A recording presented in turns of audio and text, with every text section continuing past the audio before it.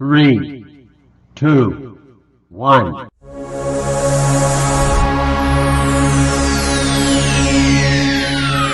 Film superhero terhebat tahun ini akhirnya bisa kita saksikan bersama. Ya, Spider-Man No Way Home sudah bisa kalian tonton keseruannya mulai 15 Desember di bioskop Indonesia. Banyak sekali hal menarik yang diperlihatkan di sini, mulai dari kemunculan karakter mengejutkan, banyak Easter egg, dan pertarungan seru antara Spider-Man melawan musuh-musuh dari alam semesta yang lain. Tapi sadarkah kalian, ending dari film ini menyisakan banyak pertanyaan penting yang mungkin membuat kalian tidak bisa tidur nyenyak setelah menonton filmnya. Adalah penjelasan ending dari Spider-Man No Way Home, serta jawaban untuk pertanyaan-pertanyaan setelah kalian menyaksikan filmnya. Video ini dikhususkan untuk kalian yang sudah menonton filmnya, karena jelas akan mengandung banyak spoiler penting yang mungkin bisa mengurangi experience kalian terhadap filmnya. So, buat yang belum nonton, segera beli tiket di bioskop terdekat, dan setelah itu, kembali kemari jika sudah selesai menonton filmnya. Ini adalah video selengkapnya.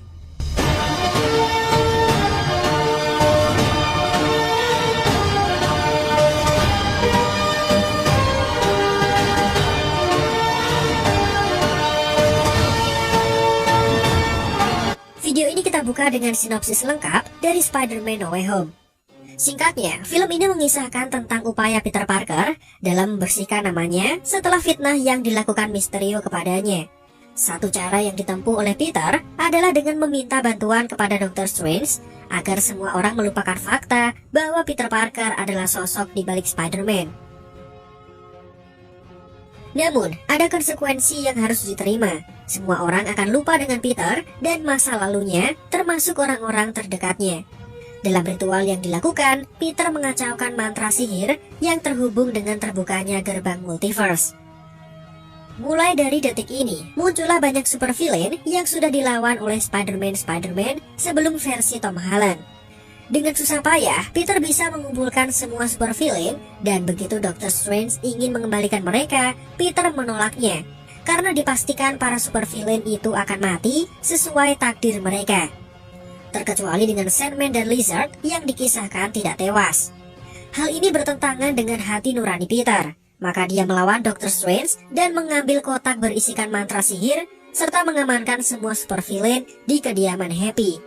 Peter memiliki tujuan mulia, di mana dia berkeinginan untuk merubah semua supervillain itu agar mereka tidak lagi jahat. Dengan cara ini, Peter beranggapan supervillain itu bisa selamat dan tidak jadi mati karena mereka sudah berubah menjadi karakter yang baik. Namun keinginan Peter tidak berjalan sesuai rencana. Setelah bisa menyembuhkan Dr. Octopus dengan memperbaiki chip pengendali lengan mekaniknya, Norman Osborn dengan kepribadian ganda berubah menjadi jahat dan memimpin pengkhianatan. Dalam kasus ini, Bibi May bahkan tewas dengan adegan menguras air mata yang membuat seisi bioskop terdiam dalam kesedihan.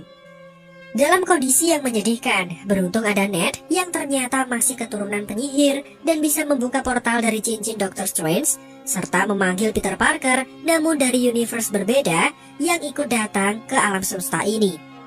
Ternyata bukan hanya supervillain dari alam semesta lain yang datang, namun Spider-Man era sebelumnya juga demikian. Akhirnya semua Spider-Man berkumpul dan menciptakan serum yang bisa menyembuhkan setiap supervillain. Pertempuran hebat kemudian terjadi di Menara Liberty yang sedang direnovasi. Singkatnya, semua supervillain berhasil disembuhkan dan Dr. Strange bisa mengembalikan mereka semua ke tempat asalnya masing-masing. Konsekuensinya adalah semua orang termasuk mereka yang memiliki hubungan dekat dengan Peter tidak lagi mengenal siapa sosok di balik Spider-Man. MJ dan Ned bahkan tidak lagi mengenal siapa Peter Parker. Film ini kemudian ditutup dengan dua kredit scene yang memperlihatkan Eddie dan Venom yang kembali ke universe mereka, mengikuti mantra dari Dr. Strange. Namun ada secuil bagian dari Venom yang masih berada di universe MCU. Kedepan film MCU akan diramaikan dengan sosok simbiot bernama Venom ini. Dan post credit scene yang kedua adalah cuplikan untuk film MCU selanjutnya, Doctor Strange in the Multiverse of Madness. Dengan tone yang menegangkan dan sedikit gelap, khas dari sutradara Sam Raimi yang terkenal sering membuat film horor. Nah, selesai dengan sinopsis dan spoiler No Way Home. Berikut kami akan membahas hal-hal penting yang mungkin kalian tanyakan setelah menyaksikan film ini. Pertanyaan yang pertama, kita buka dengan apakah No Way Home terkait dengan Loki. Seperti yang kita tahu, No Way Home membawa multiverse ke layar lebar. Namun Loki sudah memperkenalkan gagasan tentang beberapa garis waktu dan alam semesta serta varian alternatif di serialnya. Di akhir serial Loki, kita tahu Loki dan Sylvie sedang berhadapan dengan sosok yang dikenal dengan He Who Remains. Sesuatu yang misterius kemudian terjadi, di mana He Who Remains tidak bisa lagi melihat ke masa depan. Sylvie kemudian menikamnya, dan sesaat kemudian, timeline mulai bercabang, menciptakan multiverse yang tidak beraturan. Namun sebelum itu, He Who Remains sudah mengetahui ada kejanggalan, dan timeline sudah sedikit bercabang sebelum Sylvie membunuhnya. Apakah multiverse pecah di serial Loki, atau malah disebabkan oleh Spider-Man No Way Home? Mungkin keduanya memang terkait. Titik di mana He Who Remains tidak dapat melihat masa lalu mungkin saat Doctor Strange merobek multiverse. Ini tidak sepenuhnya jelas, tapi dengan Loki yang dikabarkan akan muncul di Doctor Strange 2, kemungkinan besar ada hubungannya. Kemudian pertanyaan yang kedua, kenapa Spider-Man versi Andrew dan Tobey muncul di No Way Home? Rahasia besar yang akan dilihat semua orang adalah kedatangan dari Tobey Maguire dan Andrew Garfield yang muncul di Spider-Man No Way Home. Duo ini, selayaknya para supervillain, mereka dibawa ke MCU karena mantra Doctor Strange yang salah, membuat semua orang menjadi tahu bahwa Peter Parker adalah Spider-Man di seluruh multiverse dan dibawa ke alam semesta MCU. Hal ini sudah dijelaskan di dalam filmnya, namun ada hal yang cukup aneh menurut kami. Sangat mungkin ada banyak Peter Parker yang lain yang berkeliaran di seluruh dunia, namun Ned hanya memanggil 2 Peter Parker. Tapi bagaimana jika ada yang lain di mana-mana? Sayangnya, kita tidak akan pernah tahu, karena Doctor Strange mengirim semua manusia multiverse kembali ke alam semesta mereka masing-masing ketika menutup retakan di langit dengan banyak karakter dari multiverse yang diperlihatkan. Perlu juga dicatat bahwa Peter Parker versi Tobey Maguire tampaknya masih selamat dari luka tusukan hasil perbuatan Green Goblin. Jadi kita bisa berasumsi dia bisa kembali dengan selamat ke rumahnya dan bertemu dengan Mary Jane. Andrew Garfield juga kembali ke rumah dengan rasa percaya diri dan bisa menyelamatkan dunia kembali. Satu yang menjadi harapan saya, semoga Sony masih mempertimbangkan untuk membuat film kelanjutan dari 2 Spider-Man ini, seperti yang sebelumnya sudah tertunda. Spider-Man 4 versi Tobey dan The Amazing Spider-Man 3 versi Andrew. Apakah kalian juga berharap hal ini bisa terjadi? Silakan tulis pendapatnya di kolom komentar. Kemudian pertanyaan yang ketiga, kenapa supervillain masih muda, tapi Spider-Man sudah tua? Salah satu hal yang menjadi pertanyaan setelah menyaksikan No Way Home, kenapa Dr. Octopus masih muda dan dipoles dengan CGI untuk semakin membuatnya sama dari Spider-Man 2, tapi Spider-Man versi Tobey Maguire terlihat sudah tua. Hal ini termasuk ke dalam beberapa inkonsistensi multiversal di No Way Home yang coba diperbaiki di filmnya, tetapi kemungkinan besar kalian melewatkan penjelasannya. Pertama, ada Electro yang tiba-tiba menjadi karakter percaya diri, ramah, dan lebih keren. Padahal jika kita ingat, di film The Amazing Spider-Man 2, dia adalah sosok kutu buku yang norak dan culun. Rupanya energi listrik di MCU terasa berbeda, memberinya tampilan baru dan mungkin kepribadian yang juga baru.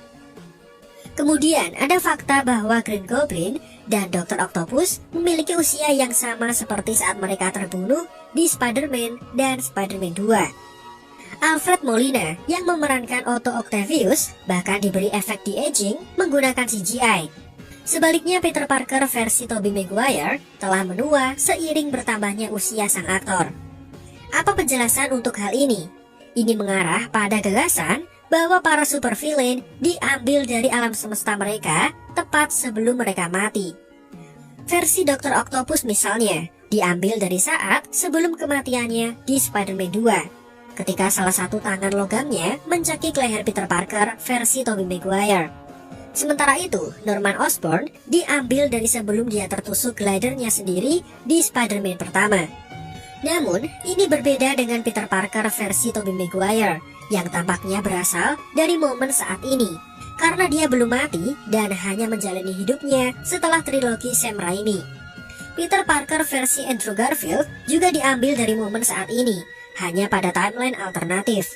Inilah yang kemudian menjawab mengapa mereka menua sementara para supervillain masih berada dalam kondisi yang sama sebelum mereka mati. Kemudian, pertanyaan berikutnya, kenapa Venom berpindah ke MCU padahal tidak ada Spider-Man di universe-nya? Sekarang, akhirnya ada sedikit penjelasan perihal Venom dan Eddie yang tiba-tiba berpindah menuju alam semesta MCU. Ya, itu semua karena perbuatan Doctor Strange dengan mantra yang dikacaukan oleh Peter dan menyebabkan terbukanya gerbang multiverse. Venom kemudian diperlihatkan dalam adegan pasca kredit dari Spider-Man No Way Home, walau singkat dan bisa kembali ke tempat asalnya. Tapi, mengapa Venom dibawa ke MCU ketika dia tidak tahu bahwa Peter Parker adalah Spider-Man? Di alam semesta Venom, bahkan tidak ada Spider-Man dan alam semestanya bukanlah bagian dari Spider-Man versi Andrew maupun Tobey. Hal inilah yang juga kami tanyakan dan belum diketahui jawabannya. Mungkin kita akan mendapatkan penjelasannya suatu hari nanti. Tapi pada saat film dimainkan, tidak ada bukti di layar bahwa Eddie Brock dan Venom mengetahui fakta bahwa Peter Parker adalah Spider-Man, kecuali setelah mereka berpindah ke semesta MCU. Mungkin di film ketiga nanti hal ini akan dijelaskan. Pertanyaan yang kelima, apa yang terjadi dengan karakter-karakter multiverse? Green Goblin, Lizard, Electro, Sandman, dan Dr. Octopus semuanya disembuhkan dari sifat jahat mereka pada akhir film Spider-Man No Way Home. Ketika mereka dikirimkan kembali ke alam semesta masing-masing setelah Dr. Strange membacakan mantra baru, Spider-Man berharap kelima penjahat tersebut tidak lagi jahat. Mereka tidak akan menyebabkan kekacauan lagi dan karena itu tidak akan mati di alam semesta mereka. Keinginan yang sangat mulia. Walau sebenarnya hal ini berlawanan dengan takdir. Ada beberapa hal yang perlu diperhatikan. Lizard, Green Goblin, dan Electro semua sekarang harus selamat dari takdir terakhir mereka setelah disembuhkan oleh ketiga Spider-Man. Dr. Octopus sebenarnya sudah menyelamatkan kota New York dari rencana jahatnya sendiri. Dia berubah pikiran saat menciptakan matahari buatan di Spider-Man 2. Mungkin berkat usaha Peter, Dr. Octopus akan menjadi pahlawan sedikit lebih awal dan bisa mencegah kekacauan akibat penelitiannya tanpa harus mati. Dia berubah pikiran sebelum kekacauan lebih parah dan bisa mencegah membesarnya matahari buatan yang akan merenggut nyawanya. Untuk Sandman, Flynn Marko sebenarnya hanya ingin pulang untuk menemui putrinya di sepanjang film No Way Home. Penjahat itu tidak pernah terbunuh di Spider-Man 3 dan pergi ke arah matahari terbit setelah Peter Parker versi Tobey Maguire membiarkannya untuk hidup. Menyembuhkan Flynn Marko berarti menghentikannya dari menyebabkan masalah di masa depan, tetapi tidak akan menyelamatkan Sandman karena Sandman tidak dikisahkan tewas.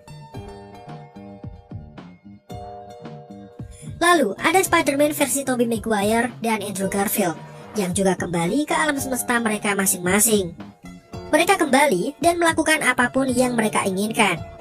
Peter Parker versi Tobey Maguire hidup bahagia bersama Mary Jane, sementara Peter Parker versi Andrew Garfield sekarang memiliki semangat baru untuk menyelamatkan dunia dari depresi setelah kematian Gwen di The Amazing Spider-Man 2.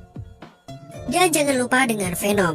Dia juga kembali ke universe Sony, namun meninggalkan setetes bagian tubuhnya untuk meramaikan MCU di masa mendatang. Kemudian pertanyaan yang berikutnya, apakah ada dua Venom? Venom yang muncul di post-credit No Way Home adalah kelanjutan dari adegan post-credit Venom 2. Namun melihat karakter yang menghilang dan kembali ke universe Sony dalam waktu yang cepat cukup membuat kita terkejut. Namun yang lebih mengejutkan adalah fakta di mana ada bagian dari simbiot yang tertinggal. Dengan kata lain, kita harus berharap untuk melihat Venom menempelkan dirinya pada seseorang yang baru dan menyebabkan kekacauan di MCU. Ini menandakan adanya kemungkinan dari dua versi Venom. Satu dimainkan oleh Tom Hardy seperti yang sudah kita ketahui, dan yang lain diperankan oleh orang lain di MCU. Siapa yang bisa menjadi host untuk Venom di semesta MCU? Apakah varian Eddie Brock di MCU? Atau mungkin Venom akan langsung mendatangi Spider-Man setelah melihat berita di TV yang membuatnya cukup tertarik dengan Spider-Man? Kedepan sangat mungkin Marvel Studios akan menyandingkan Venom dengan Eddie versi MCU dengan aktor berbeda atau menyandingkan dengan Spider-Man selayaknya di komik. bahwa host sebelum Eddie adalah Peter Parker. Menurut kalian, apakah Venom menempel pada Spider-Man langsung atau memilih orang lain seperti Eddie? Coba tulis pendapatnya di kolom komentar. Kemudian pertanyaan yang ketujuh, apakah Charlie Cox adalah Daredevil di No Way Home? Satu cameo yang cukup mengejutkan adalah Charlie Cox. Dia muncul sebagai pengacara buta yang mampu menggunakan refleksnya yang luar biasa untuk menangkap batu bata yang dilemparkan ke arah Peter dari pendukung Mysterio. Ini berarti memang benar Charlie Cox memerankan Matt Murdock alias Daredevil yang terakhir kali terlihat di acara Netflix yang pada dasarnya mengambil referensi dari universe MCU. Bahkan Iron Man, Thor, dan elemen MCU yang lain sering disinggung di serial tersebut. Bertepatan dengan kemunculan kembali Daredevil di Spider-Man No Way Home, Vincent D'Onofrio juga kembali sebagai Kingpin di serial Hawkeye. Ini berarti ada dua karakter kunci dari serial Daredevil yang sudah kembali ke MCU. Pertanyaannya, apakah dengan ini sekaligus menandakan bahwa serial Netflix masih terhubung dengan MCU? Atau versi baru ini memiliki karakter yang sama? Atau mungkin varian dari versi mereka? Tentu kita harus melihat perkembangan film dan serial MCU ke depan untuk mendapatkan jawaban yang tepat. Kemudian pertanyaan yang terakhir, apakah Tobey dan Andrew akan kembali menjadi Spider-Man? Hal ini saya yakin menjadi pertanyaan di benak kalian. Seperti yang kita tahu, Spider-Man No Way Home membuka pintu lebar-lebar untuk berbagai kemungkinan, termasuk potensi kembalinya Maguire atau Garfield sebagai Spider-Man dalam film mereka sendiri. Bagaimanapun, Spider-Man versi Andrew Garfield memiliki rasa optimis yang sudah diperbarui, yang membuatnya menjadi primadona untuk petualangan baru dan mungkin upaya untuk menemukan MJ-nya sendiri. Seperti rencana semula, di The Amazing Spider-Man 3 akan dimunculkan sosok MJ pengganti Gwen yang sudah tewas. Bahkan ada kemungkinan Spider-Man versi Andrew Garfield bisa bertemu dengan Venom versi Tom Hardy, karena keduanya telah kembali ke alam semesta mereka. Dan bagaimana jika mereka berdua ternyata berada di alam semesta yang sama? Itu bahkan bisa menjelaskan bagaimana Eddie Brock mengetahui identitas asli Peter dan menjadi jawaban mengapa karakter ini bisa muncul di No Way Home. Ada begitu banyak potensi, tetapi pertanyaan yang lebih besar adalah, apakah Tobey Maguire dan Andrew Garfield ingin kembali?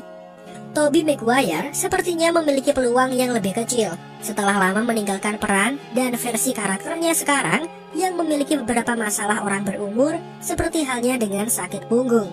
Singkatnya, versi Tobey Maguire sudah cukup tua untuk kembali memerankan Spider-Man. Sementara itu, versi Andrew Garfield memberikan kinerja yang menakjubkan di No Way Home dan tampaknya lebih siap untuk comeback. Dia masih terlihat muda dan tidak jauh berbeda dari film solo sebelumnya.